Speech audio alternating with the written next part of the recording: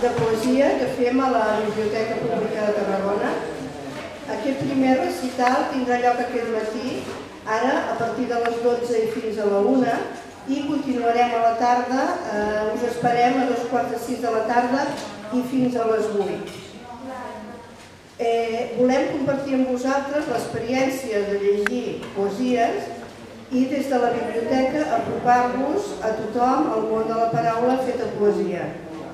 Recitarem poesies en català, en castellà, d'autors reconeguts i d'autors inèdits. Són per a tots els gustos. Més endavant, el proper dia 27, a les persones que vulgueu repetir, anirem a la ONCE, que organitza un recital de poesia amb el qual també nosaltres col·laborem. Sobretot agrair-vos a tots aquells que heu vingut i compartireu aquestes poesies.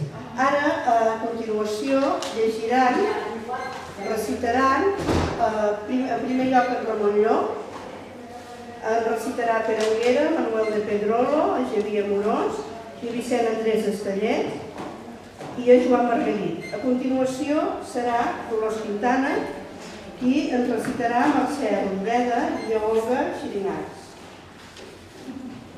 Després, la Jessica Ària recitarà una poesia que ha fet ella mateixa, pròpia d'ella, dues poesies, i li agraïm especialment aquesta presentació de les seves poesies. Tindrem després a Carlos Calduc, que ens recitarà Ansel Corneda, Esteve Masalles amb Josep Vicent Foix, Joan Margarit, a Núria Gondolbeu amb Martí Pol i Maria Mercè Marçal i amb Miquel Iglesias amb Josep Maria de Segarra. Gràcies a tots i comença amb Ramon Llop. Deliri d'un matí d'abril. Hort cobert de flama per tot. Els llavis diuen un sol mot. Teseu ha recobrat el fil. Els carrers rebenen de gent i s'estilegar-se al record. No ens hi falta cap mort per finir aquest llarg advent. Les paraules en són sobreres, quan el desig és prou comú.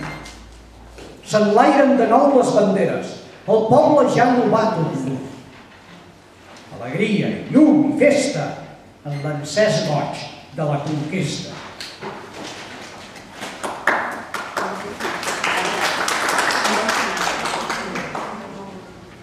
De Manuel de Pedrolo, a cadascú segons les seves necessitats.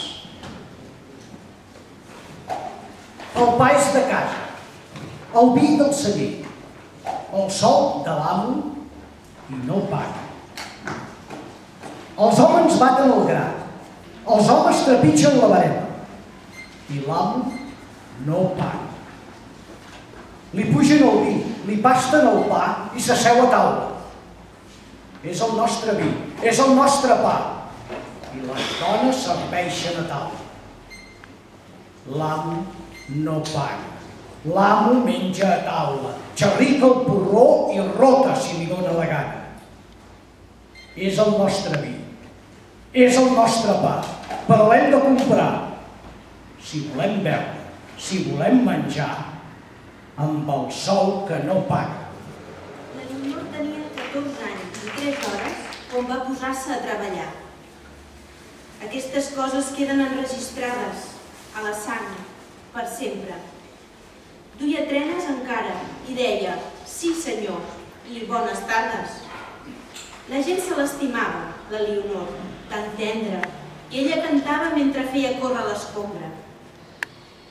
Els anys, però, a dins la fàbrica es dilueixen en l'opaca grisor de les finestres i al cap de poc, la Leonor no hauria pas sabut dir d'on li venien les ganes de plorar, ni aquella irreprimible sensació de solitud. Les dones deien que el que li passava era que es feia gran i que aquells mals es curaven casant-se i tenint criatures. La Leonor, d'acord amb la molt sàvia predicció de les dones, va créixer, es va casar i va tenir fills. El gran, que era una noia, feia tot just 3 hores que havia complert els 14 anys, quan va posar-se a treballar. Encara duia trenes i deia «Sí, senyor» i bones tardes. Vaig conèixer a Braguell un mestre de reunions que va morir de gana. Això va passar l'any 38, quan els homes anaven i venien de la guerra. I hom deia de cap a cap del mapa que lluitaven en pro de la justícia. Al 38 els diners no servien per res. El mestre era diabètic i no menjava més que les llenties sobreres dels soldats i les trumfes petites de rebuig que rebia en obsèqui. Crit i nit, de Vicent Andrés Estellers. Les famílies de dol per tota la vida. La guerra, la postguerra. Recorda aquella mare. No li van dir que el fill havia mort en el front de Terol. Simplement li digueren, ha desaparegut. I va passar la guerra esperant el seu fill. I va acabar la guerra i esperant el seu fill. I va parar a la taula, li va posar també llençols nous en el llit i esperava a la porta. No ha sabut res del crim. Morir? No se sap. Sols, desaparegut. Es va tancar en casa amb pany i clau. Recorda els seus crits. Els veïns tocaven la porta i no obria la porta. On estava el seu fill? Si fou mort. On fou mort? Coses de la guerra. Qui va saber això? Les famílies de dol per tota la vida. La guerra. La postguerra. De Joan Margarit, Casa de Misericòrdia. El pare afusellat, o com el jutge diu, executat. La mare, la misèria i la fam. La instància que algú li escriu a màquina. Saludo al vencedor, segundo año triunfal. Solicito a vuecencia deixar els fills dins la casa de misericòrdia. El fred del seu demà és una instància. Els orfenats, hospicis eren durs, però més dura era la intempèrie, la vertadera caritat fa por. És com la poesia. Un bon poema, per vell que sigui, ha de ser cruel. No hi ha res més.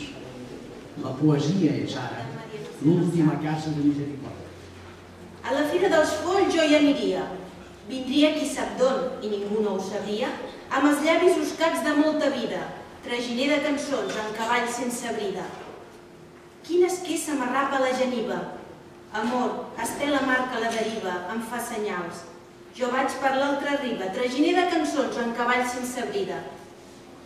Cadenes són presons i jo em fugia, pel call dels bandolers a trenc de dia. A la Fira dels Folls jo hi aniria, traginer de cançons en cavall sense brida.